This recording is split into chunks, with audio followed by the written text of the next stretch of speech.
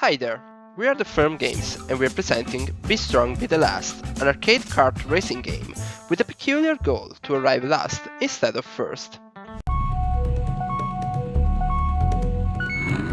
The major aspect of the game is that the kart accelerates on its own and is not possible to brake.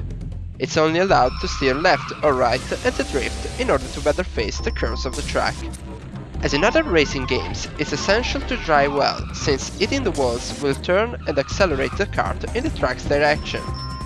In future versions, the walls should not be static, but represented with appropriate graphical effects that will clearly suggest the player the acceleration received by a possible impact.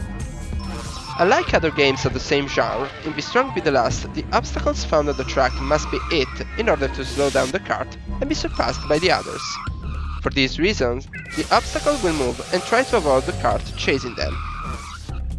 Aside from obstacles, on the track, player can find pickups, which, if gathered, will activate the classic slot machine that will grant the player a random power. Powers have different effects, like hitting and accelerating other players, or applying bonuses and maluses. Related to powers, in Be Strong Be the Last we introduced the concept of champions. Every character, in fact, does not differ only for their graphical aspect, but also for their affinity with a specific power. When champions use their favorite power, it will obtain a greater effect. Every character then has a shield capable of defending against opponents' attacks. However, it's not possible to use a power and defend with a shield at the same time, so it's paramount to choose well. In this prototype, we developed two tracks.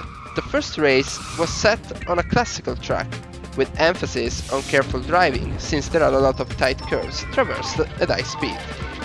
The current one instead is much more linear, with large straight roads and curves, in which it's essential to hit obstacles and interact with the opponents.